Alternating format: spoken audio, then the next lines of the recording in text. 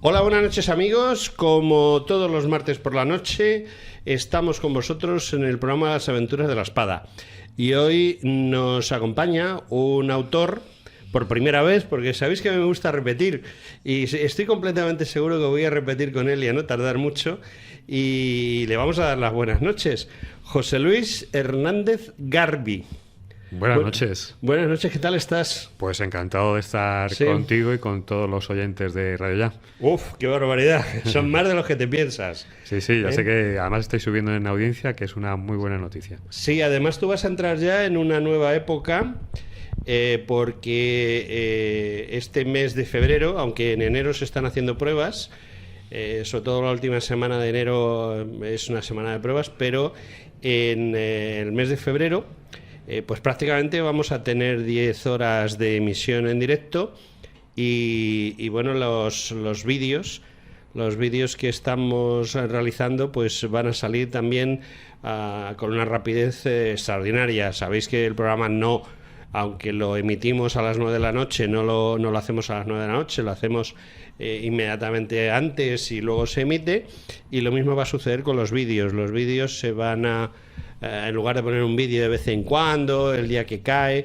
pues van a ser también, igual que los audios, pues matemáticamente a una hora determinada, un día determinado. Y bueno, pues no estamos aquí para hablar de Radio Ya, sino estamos para hablar de los extranjeros que sirvieron a los reyes Borbones, ¿no?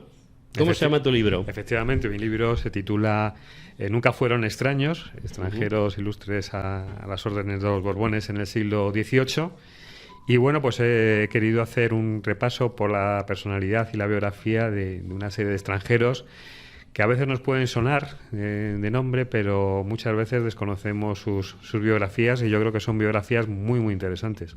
Sí, la verdad es que yo lo reconozco y siempre que me pasa, yo empecé el libro, lo he hojeado, pero no me he dado todavía tiempo a terminarlo. O sea, voy más o menos por un 30%, y es porque la verdad estoy saturado, pero siempre me gusta entrevistar primero al autor, que me da una serie de ideas y así tengo más fácil leerlo, con lo cual... Espero no hacerte ningún spoiler del libro. No, pero este fin de semana yo me comprometo a terminarlo, porque lo que no puede ser es llevar un libro durante más de una semana al 30%. Eso no es serio, cuando yo además leo bastante rápido. Y bueno, pues vamos a empezar a hacer un spoiler. Venga, no vamos a desvelar mucho cuidado, ¿no? a los oyentes. Con mucho cuidado. No les contamos el final, que es lo que se hace en las novelas. No le decimos que el mayordomo es el asesino. No desvelamos la trama. Bueno, no. Lo cierto es que tú cuentas, nos hablas de esos extranjeros que empezaron a venir con Felipe V, básicamente, ¿no? Efectivamente. Y que, desde mi punto de vista, hicieron grandes cosas en la época de Luis y de Fernando VI, de Luis I y Fernando VI, y que remataron faena, digamos, con Carlos III, ¿no? Que fue el último que más trajo extranjeros, y a partir de Carlos IV eso desapareció, ¿no? Sí, empieza a declinar quizás esa llegada de extranjeros a España, pero tú, como muy bien dices, la verdad es que fueron unas décadas bastante brillantes en la historia de España. Quizás estamos un tanto acostumbrados a oír mucho de los Austrias, pero en cambio de los Borbones de este periodo, pues prácticamente se desconoce todo, incluso cómo se produce la llegada de la dinastía a España, ¿no?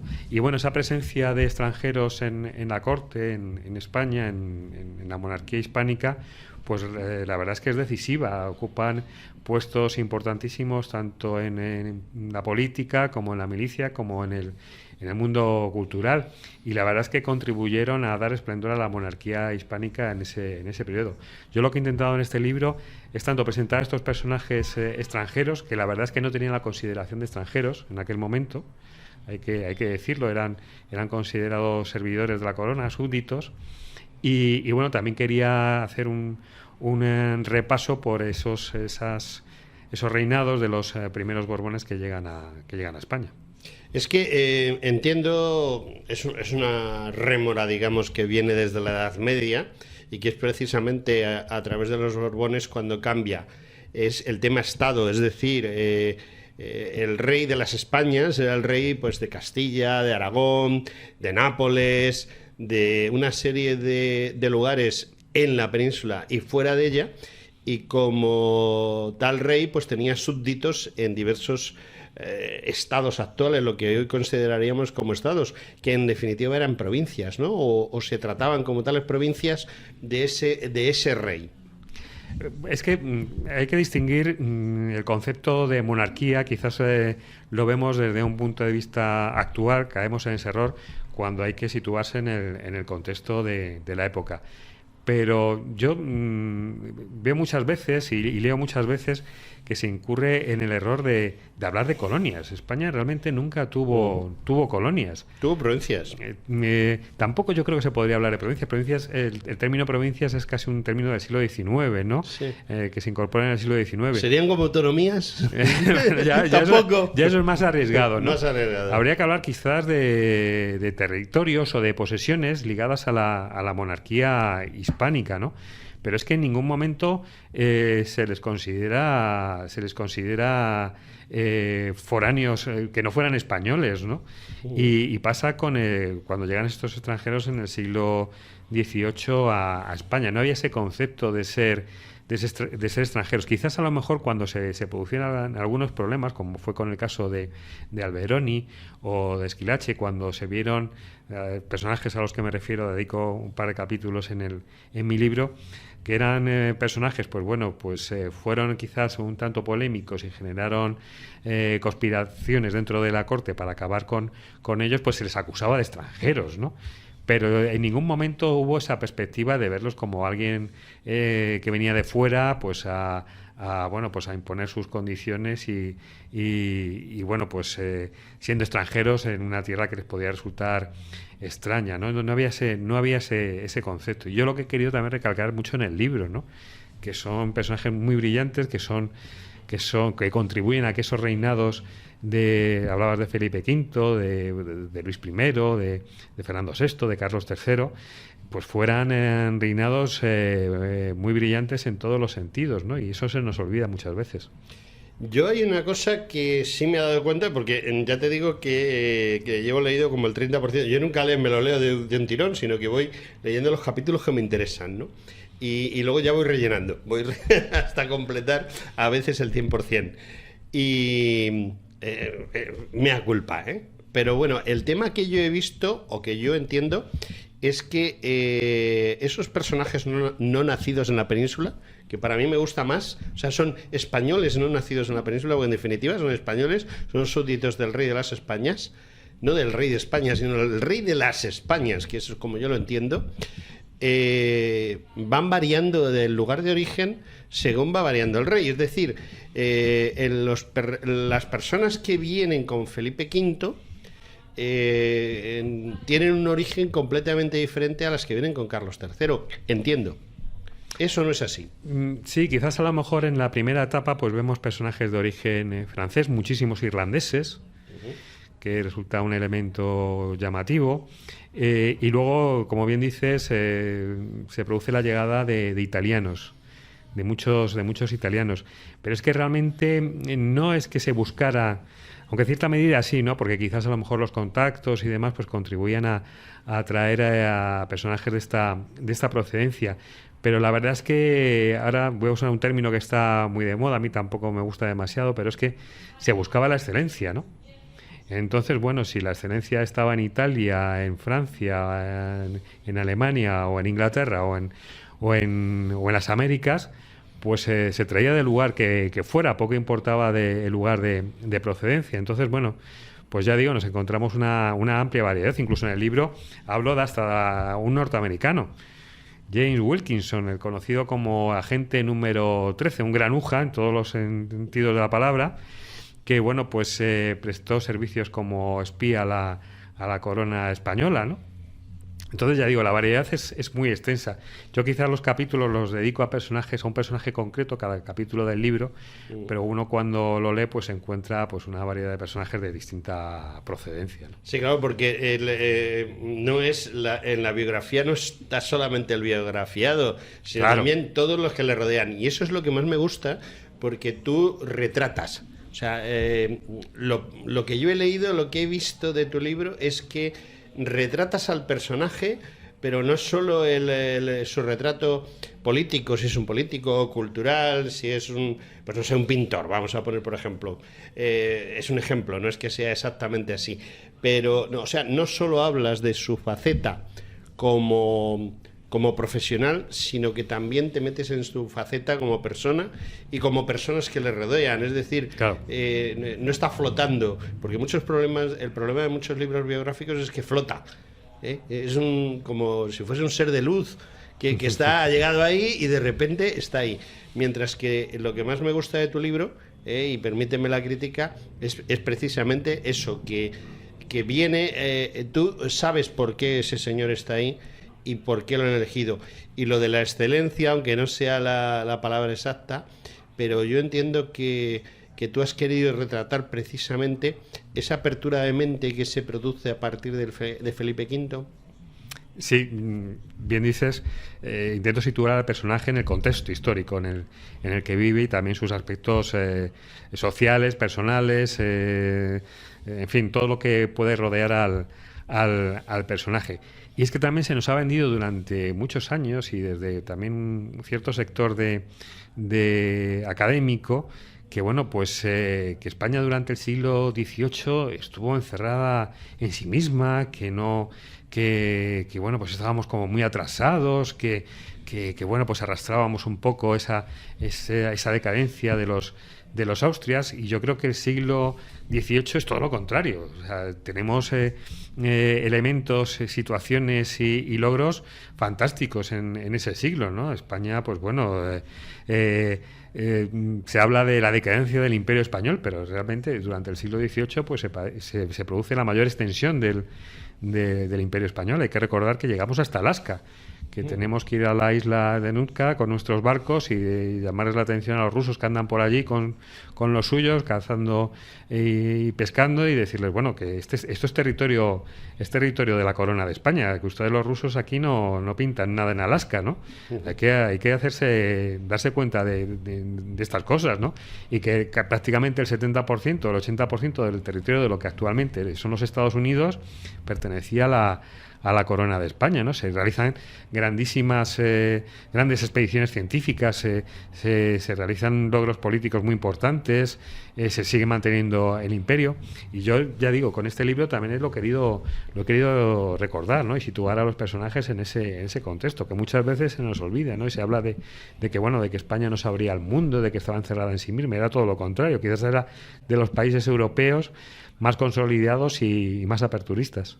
Quizá eso no lo he visto, o todavía no me ha dado tiempo a verlo, pero otros autores que han estado aquí, porque a mí el siglo XVIII es un poco apasionado, aunque mi especialidad, como todo el mundo sabe, es el siglo III a.C. y Aníbal en concreto, pero lo que me gusta mucho el siglo XVIII porque, como tú bien dices, España pasa como con Trajano en el siglo II después de Cristo, ¿no? Es cuando el imperio llega a lo más. Y hay una cosa que me llama la atención y que todavía no he contrastado muy bien en tu libro, es el tema del espionaje. Entiendo que las otras potencias, es decir, Francia e Inglaterra, porque no hay más, o sea, hay tres potencias en el mundo, porque sí, existe Rusia, pero bueno, Rusia no pinta nada prácticamente en ese momento. Entonces yo entiendo que quizá Francia e Inglaterra tratan de aprovechar esa excelencia que existe en España y nos tienen controlados, nos tienen espiados. Eso pasaba, lo veníamos arrastrando incluso desde la época de los Austrias, ¿no? Hay que señalar que los embajadores muchas veces no solo realizaban misiones diplomáticas, sino que también, pues bueno, desempeñaban funciones como espías a favor del interés de las potencias que representaban, pero de la misma forma que ellos podían a lo mejor tenernos controlados, como tú dices, pues España tenía sus grandes espías.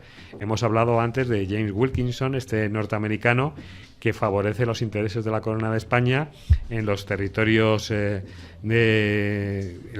que mantenía la monarquía hispánica en lo que hoy es Estados Unidos. Pero también nos encontramos con una figura que bueno, yo no la trato en el libro, creo que a lo mejor la cito en algún momento, que es la figura de Jorge Juan. Ahí va yo, porque es Jorge Juan es un espía, pero al revés. Es decir, vamos a espiar a Inglaterra, ¿no? Exactamente, es un personaje que a mí me fascina, porque es de una amplísima cultura y luego, bueno, pues se convierte en un espía que bueno, yo reclamo desde aquí que se haga una película sobre este personaje, una serie, ahora que están tan de moda las series, porque la verdad es que uno cuando se sumerge en la biografía de Jorge Juan, es que vamos, es una especie de James Bond del siglo XVIII y además español, ¿no? Y si se me permite esta comparación, ¿no? Pero es que la verdad es que es un personaje brillantísimo y que hay que señalar que bueno, pues cuando se produce pues esa expansión otra vez de la flota de la Marina Española y con la construcción de nuevos barcos y demás, pues en gran medida se debe a la labor que realiza Jorge Juan espiando a los británicos, que además que los británicos, por más que intentan capturarle y bueno, pues acabar con él, pues no lo consiguen. Es un hombre brillantísimo en todos los sentidos y además con una biografía fascinante. Me has hablado de la flota. Nosotros nos quedamos sin flota con Carlos II. Y empezamos a tratar de reconstruirla con Felipe V, aunque realmente yo tengo entendido que los verdaderos valedores, los verdaderos interesados en que esa flota vuelva a existir son Luis I y sobre todo Fernando VI, ¿no? De ahí el tema de Jorge Juan que estamos hablando. Llegamos a tener seguramente junto con la inglesa 50-50, mitad y mitad, como dicen ellos. Seguramente la flota más importante era la española o casi, ¿no?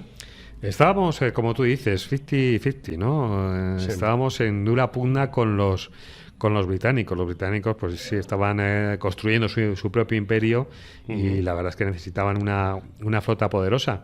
Pero como tú bien dices, Luis I prácticamente no tuvo tiempo de desarrollar el programa. Fue un rey muy breve, efímero, ¿no? Y fueron los continuadores, en este caso también con Carlos III, pues se apoya mucho la construcción naval y bueno, nos permite llegar a finales del siglo XVIII y principios del siglo XIX con una flota formidable, ¿no? Con esa Santísima Trinidad. Como yo leo algunas veces que lo comparan con como si fuera un portaaviones actual, sí. ¿no?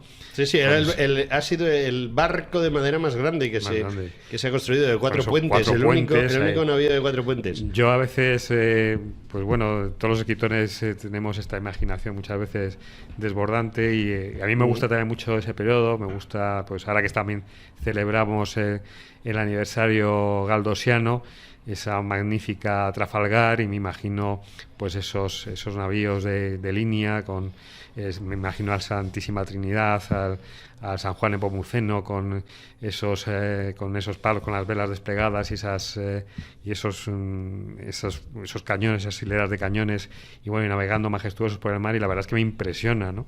Sí. Y casi me hubiera gustado tener una máquina del tiempo y poder situarme en esa época y poder simplemente, aunque fuera unos minutos, poder contemplar la majestuosidad de esos barcos.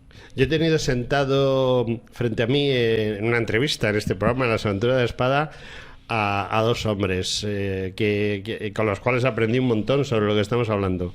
Uno es el autor del navío Santísima Trinidad, Marcelino, sí. Que le conocerás, que fue, digamos, segundo director o vicedirector del Museo Naval en su momento. Porque, bueno, hay un director nombrado, pero que no está allí. Es el segundo de a bordo, como en todas las cosas en la Marina. El segundo es el que parte el bacalao. Y también tuve al del Glorioso. Y te quiero hacer una pregunta. Los dos navíos se podrían considerar extranjeros porque no fueron construidos en la península. Nosotros hemos tenido uno de los más grandes astilleros precisamente fuera de la península. En La Habana. En La Habana. Y esas construcciones, ¿en esas construcciones influyeron estos extranjeros de los que hablas en tu libro? La verdad es que no. Yo quiero señalar a nuestros oyentes que bueno, pues el libro está dividido en varios capítulos y a su vez en varios apartados, ¿no? Y bueno, pues en primer lugar hablo de militares, también hablo de políticos y también hablo de artistas. Son los tres grandes apartados en los que Dentro de políticos entran economistas porque fueron muy importantes, ¿no? La verdad es que no. Trato las figuras sobre todo de Alberoni y de Esquilache, que Alberoni es menos conocido, de la casualidad que además estamos aquí en los estudios de Radio J, tenemos la calle Esquilache justamente aquí al lado. Y bueno, quizás Esquilache arrastra la fama del motín de Esquilache, ¿no? Sí, que es una anécdota prácticamente. Claro, es lo que pone fin a su periodo de gobierno. Y es un político, es un ministro, es un personaje muy brillante en todos los aspectos. Lo que pasa es que, bueno, precisamente vivimos en un país en el que la envidia pues juega malas pasadas, ¿no? La envidia es el motor de España. Claro, efectivamente. Y bueno, pues desgraciadamente es lo que pasó con Esquilache.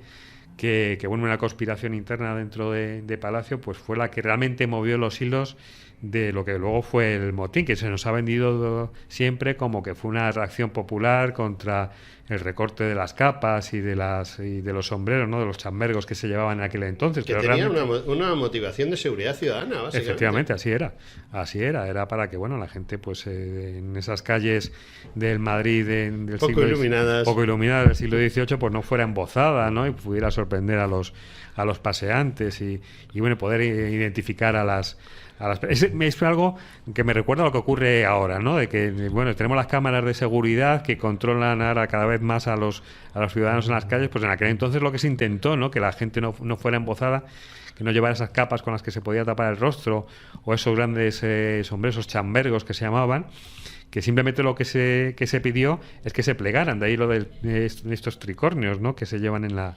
época, ¿no? Que las alas se plegaran y se formara lo que es un tricornio. Aparecieron los sombreros acandilados, efectivamente, ¿verdad? En el siglo XVIII, así es. ¿Qué es eso? El pliegue del chambergo, ¿no? Chambergo, sí. Y bueno, pues es un personaje brillantísimo en todos los aspectos. Yo les animo a los oyentes no solo a leer mi libro, sino a investigar más sobre la personalidad de Esquilache y que, bueno, pues por culpa de una conspiración interna que se disfraza pues como de revuelta popular, pues acaba con él y está a punto de acabar con la monarquía. Hay que señalarlo, ¿no? Que bueno, pues la turba se acerca al Palacio Real y está a punto de tomarlo al asalto. Igual habíamos tenido una revolución francesa en España antes de que se produjera en Francia, ¿no? O en Rusia, ¿no? O en Rusia, el ¿no? del Palacio de Invierno. Exactamente, estuvo a punto, tuvo que salir Carlos III, que era un personaje muy menudo, tuvo que salir al balcón de Palacio a intentar calmar a las masas, ¿no? Para que no saltaran el palacio.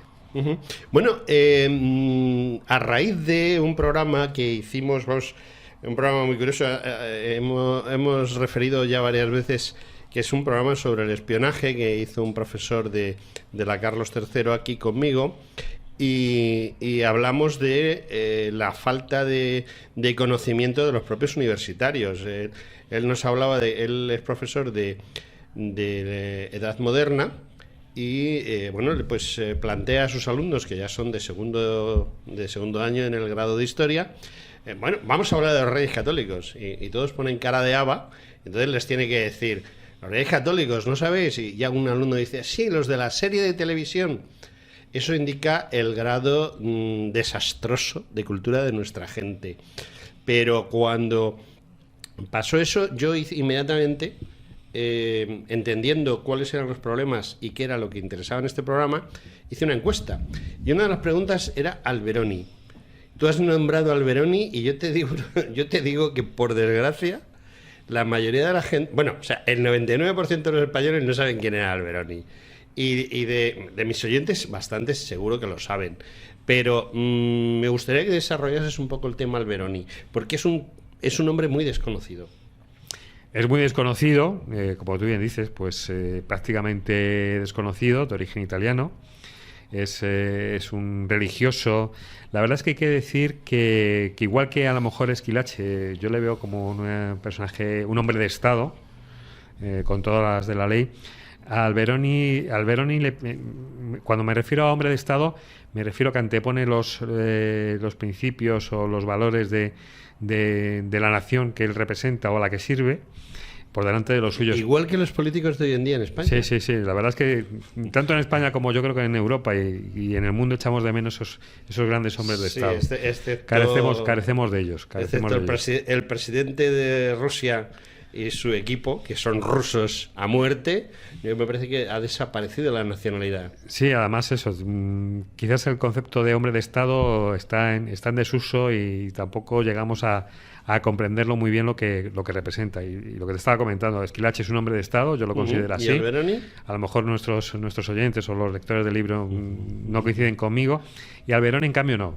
Alberoni antepone sus propios intereses a los intereses del Estado, ¿no? Además él viene de Italia, viene protegido por la propia reina, que le tiene, pues prácticamente nos recuerda mucho a la figura del valido del pasado, del siglo anterior, de los siglos XVI, de los siglos XVII, esos válidos. Felipe III, Felipe IV, ¿no? Efectivamente, esos válidos que sirven a los austrias españoles. El Duque de Lerma. El Duque de Lerma, uno de esos personajes funestos que ha tenido la historia de España, ¿no?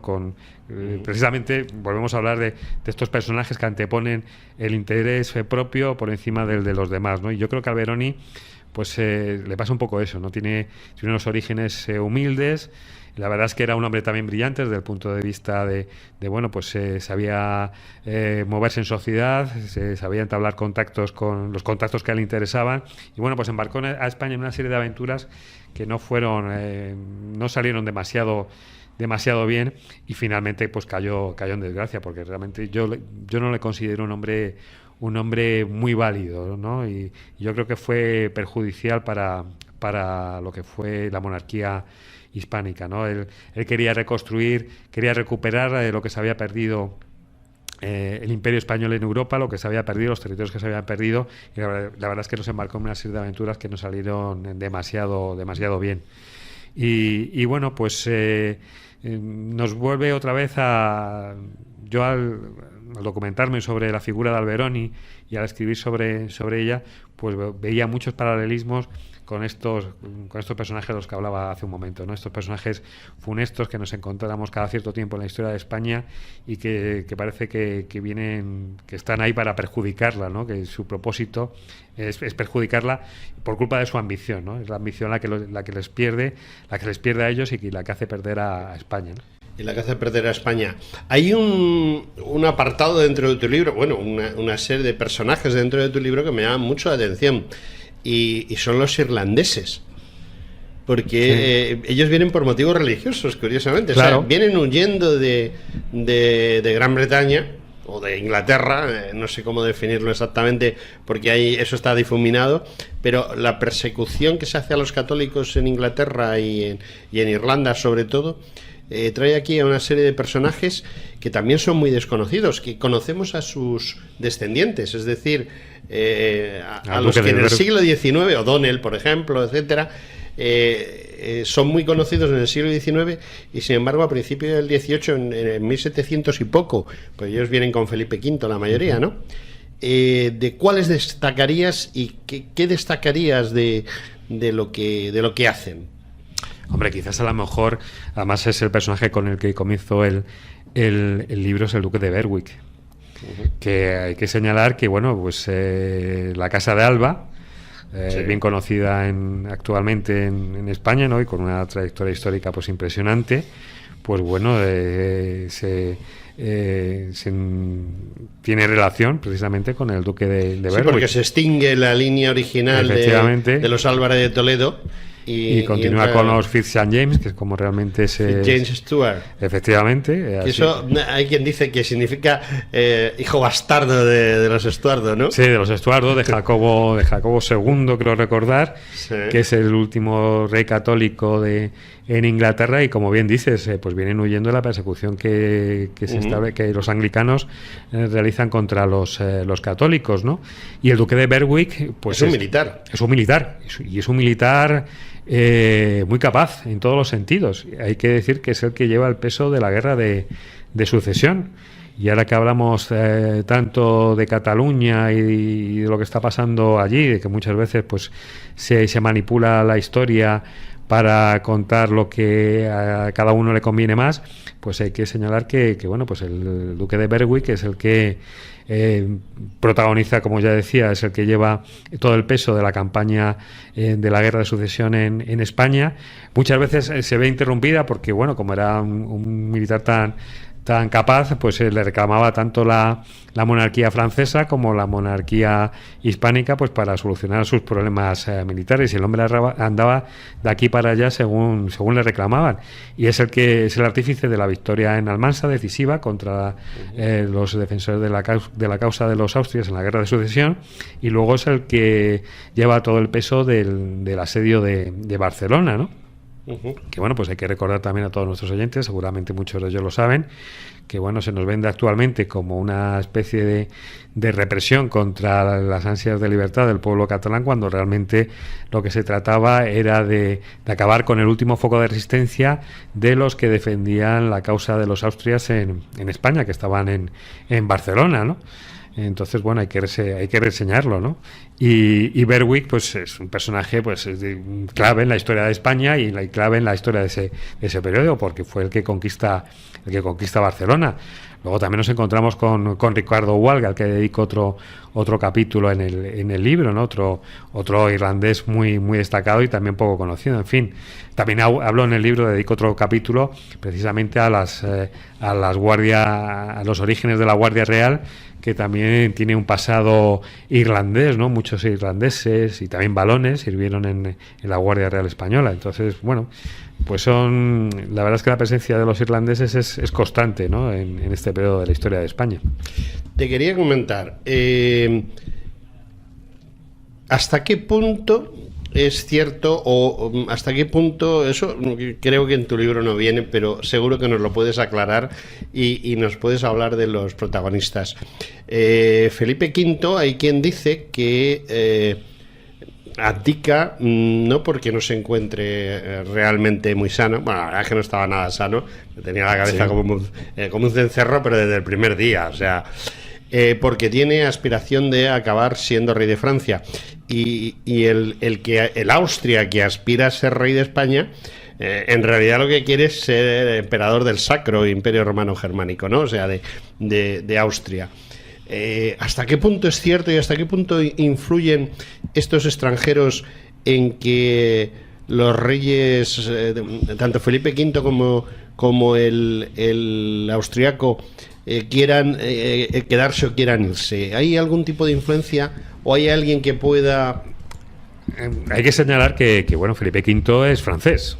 Sí, es el nieto de Luis XIV, ¿no? Del Rey Sol. Efectivamente, este rey francés que nos aparece en los cuadros, pues ataviado casi como una corista, ¿no? Con estos leotardos y con estas pieles que aparecen en las que posaba en los cuadros, ¿no? Y bueno, la verdad es que Felipe V, pues accede a un trono en que bueno, pues él quizás a lo mejor no lo ha buscado o no lo quiere, pero también hay que señalar que se adapta muy bien a España, ¿no? Y bueno, pues quizás a lo mejor si hubiese tenido ese deseo de...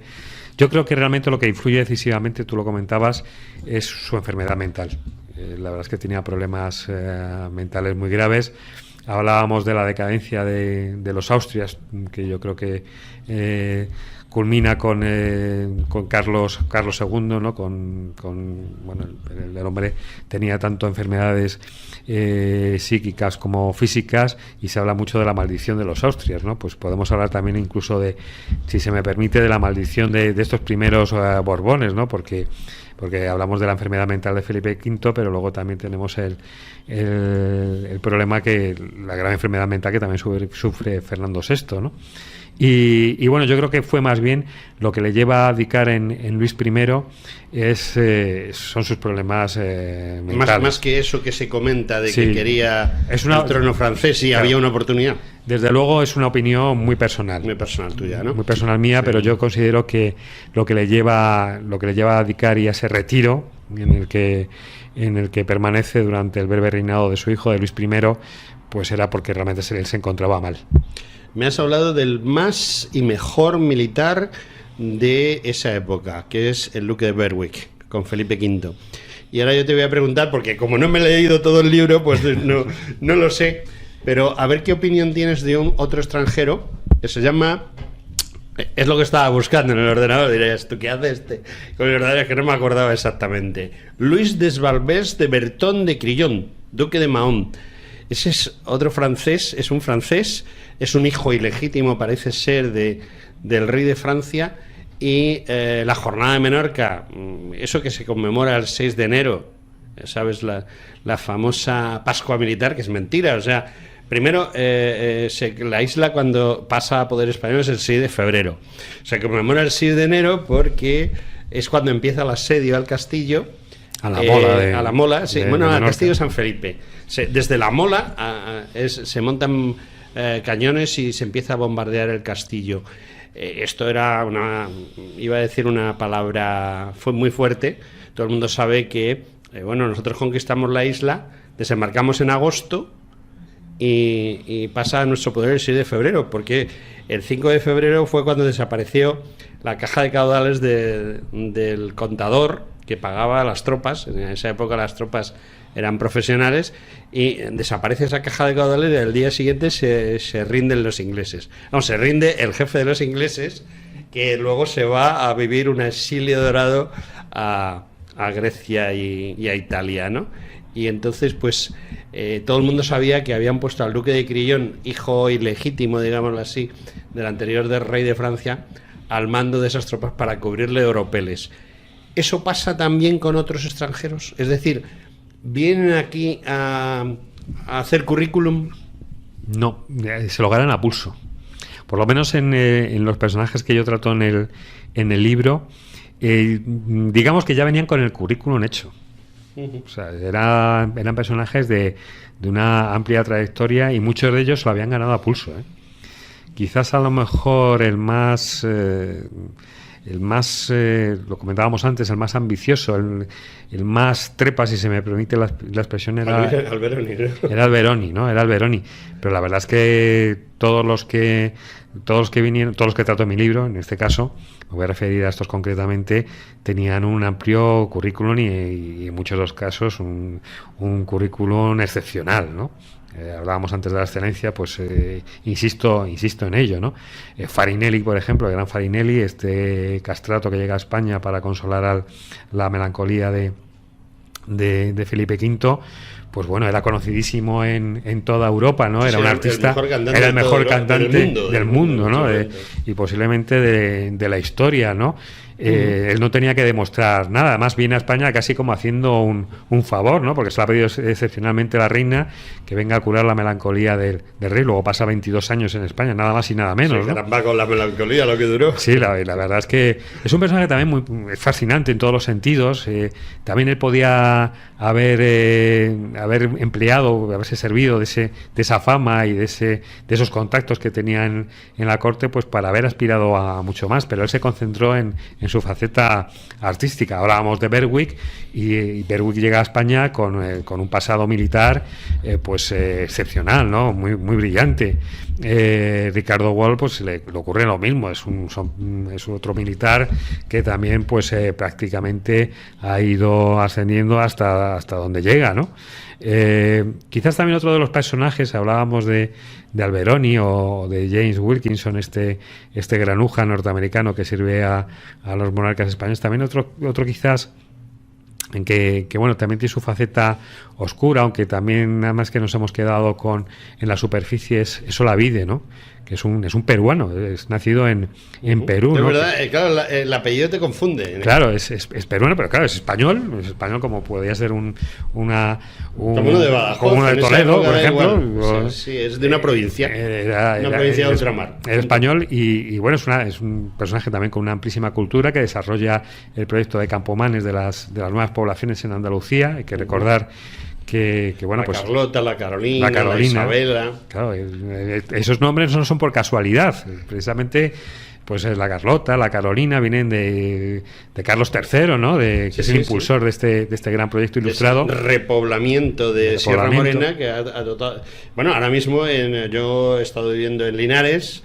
Y aunque eso es un Cástulo, que es el origen de Linares. La famosa batalla entre. Cástulo era la capital de los soretanos en ya 300 siglos, o sea, 3 siglos antes de Jesucristo, ¿no? De hecho, la princesa de Cástulo y Mirce se casó con Aníbal, que ese es mi tema. Voy a lucirme un poco, ¿no? No, pero me llama la atención esto que me cuentas de Olavide, porque la gente no entiende que sea extraño a la península. Digo extraño, no extranjero. ¿Hay más casos como Olavide? Es decir, españoles de fuera de la península que vienen. Es que esto era un trasvase. Claro, esto era un trasvase continuo. Hay que señalar que las dificultades de comunicación pues era un hándicap que era complicado, ¿no?, superar, pero el trasvase de personas que llegaban que iban a América y que venían de América, venían a la península, pues era constante, ¿no? Había funcionarios pues que muchas veces ya eran nombrados allí en las Américas, ya no era necesario que fueran que vinieran desde la península, ese, ¿no? Quizá fue uno de los problemas que causó la independencia tan fulgurante, porque realmente la independencia de las colonias, como dicen los británicos, y de las provincias, como decimos nosotros, fue porque las élites provinciales decidieron para qué pagarle impuestos al rey si nos podemos nosotros, exactamente, ¿no? Si podemos nosotros valernos aquí de jefes por nosotros mismos, que, ¿no? Además, curiosamente, todos eran masones, ¿eh? Sí, es verdad, había empezando muchos. por Bolívar, ¿no? El famoso Bolívar, que era un agente británico. Sí, la verdad es que ahora también le van a desmontar a Bolívar bastante. Es que tenemos. Se está cagando el rollo del bolivariano. Bueno, tenemos la tendencia de con muchos de estos personajes históricos, a mí me gusta mucho comentarlo en mis libros, aparte de hacerlos divulgativos y accesibles al público, pues me gusta ahondar en la personalidad oculta, o en esas facetas de eso doy fe, que son poco conocidas, ¿no? Y quizás Olavide, pues claro, tenemos la imagen de no es por criticarle al hombre, porque la verdad es que asumir el proyecto de las nuevas poblaciones pues fue muy complicado y fue muy difícil, pero hay que señalar que este hombre venía huyendo de Perú, porque había hecho un desfalco tremendo. Se había producido un terremoto en Lima y bueno, pues venía acusado de que se había quedado con los fondos que se habían destinado para la reconstrucción de la ciudad. Y este señor viene huyendo de Lima y encuentra refugio en Francia también, se relaciona con los grandes ilustrados franceses, luego viene a España y bueno, pues y luego también acaba fatal, se tienen que marchar de España entre muchísimas acusaciones, ¿no? Que hay una cantidad de sinvergüenzas en este país impresionante, empezando por el propio rey de esa época. No sé si tú has oído hablar de El Glorioso, por supuesto lo conoces, sí. Hecho en La Habana, y este navío rápido traía cargamento de plata, en teoría. O sea, venían las cajas y ponía afuera declarado que llevaban reales de A8 de plata, cuando iba dentro, en algunos no era plata, era oro. Y dices, bueno, ¿y quién hacía ese trasiego? Pues lo hacía la propia Hacienda Real. Es decir, la Hacienda Real, el rey, que era quien había ordenado eso, se estaba haciendo su propio... se estaba engañando a sí mismo en parte, ¿no? O engañando a los demás para lucrarse. Es decir, ¿quién nos ha estado gobernando durante tantos años, por Dios? Pero, mira, yo quiero insistir en ello. Yo, dentro de lo poco que sé, pero que a mí me encanta la historia y ya digo, pues disfruto muchísimo descubriendo acontecimientos, episodios y personajes. Quizás tenemos esa idea un poco de España, de que España, que bueno, que ha habido muchos sinvergüenzas, de que hemos tenido estos personajes nefastos, los que hemos hablado a lo largo del programa. Pero realmente eso pasa en todos los países. Uno cuando empieza a ver la historia de Inglaterra, pues nos encontramos con unos sinvergüenzas tremendos. En Francia, pues no te quiero ni contar. Me vais a permitir que insista en el personaje de James Wilkinson, que yo creo que es de los más... más grande que ha habido, ¿no? Es que este señor participa en la guerra de independencia de los Estados Unidos y se produce la batalla de Saratoga y le encargan de que tiene que ir a informar al Congreso de que se ha producido la victoria de Saratoga. Y el hombre se entretiene por ahí, no se sabe en qué, y tarda no sé cuántos días en llegar al Congreso para informarles de que se ha obtenido la victoria decisiva de Saratoga. Luego participa en todas las conspiraciones, en la que se llamó la conspiración de Conway, del general Conway, que intentó desbancar a Washington, pues está metido también dentro. Luego en un movimiento... Farragut también estaba metido en esos rollos. Madre mía, una gente impresionante. En un movimiento de independencia del territorio de Kentucky también está metido. Luego sirve de como espía a la corona de España, pero lo que hacía era quedarse con el dinero que le daba la corona de España, porque espiaba poco. Entonces, claro, nos encontramos, hay personajes, por eso digo, tenemos esa imagen de que España, de que nos situamos en el contexto de ahora, de que que nuestros políticos o nuestros hombres de Estado pues están sometidos al imperio de las leyes y de que no se puede actuar pues movido por las ambiciones de cada uno, pero es que en aquel entonces, en España, en Francia, como tú decías, en Inglaterra, que eran las grandes potencias de aquel entonces, pues había golfos y había sinvergüenzas, y había aprovechados y había granujas iguales o mayores que los de España. Y bueno, pues bueno, quizás a lo mejor tenemos que sacudirnos un poco esa rémora que llevamos encima. Nos queda un minuto. Porque pero además un minuto de verdad. Se me ha pasado rapidísimo. A calzón sacado. ¿Por qué tenemos que comprar tu libro? Pues yo creo que porque los lectores se lo van a pasar muy bien leyéndolo. Por lo menos ese ha sido mi propósito. Yo me lo he pasado muy bien escribiéndolo. Y yo espero que los lectores que se acerquen a él lo disfruten como yo he disfrutado escribiéndolo y aprendiendo muchas cosas. Y yo creo que bueno, pues es lo que es la mayor virtud del libro. Bueno, pues en homenaje al libro y en homenaje a ti, estaba buscando en internet porque no me acordaba del nombre completo. Vamos a poner de despedida, siempre ponemos música. Vamos a poner la Serenata de las Noches de Madrid de Luigi Rodolfo Boccherini o Boccherini. No sé exactamente cómo se decía, creo que es Boccherini, ¿no? Boccherini, sí. Que es en homenaje a ti, en homenaje al libro, otro de esos extranjeros. En homenaje a esos extranjeros. En homenaje a esos extranjeros. Muchísimas gracias, José Luis, por haber venido y te agradezco enormemente que hayas venido y te amenazo con volver a traerte. No es una amenaza, yo estaré encantado. Creo que nos lo hemos pasado muy bien los dos. Sí, lo hemos disfrutado. Porque a ti te gusta el 18 y a mí me enloquece el 18. Pues nada, yo encantado de venir otra vez por aquí. Bueno, pues amigos, hasta aquí la entrevista del día de hoy y continuamos con nuestro final, que precisamente es la despedida y a continuación esa Serenata a las Noches de Madrid de Luigi Boccherini. Hasta la semana que viene.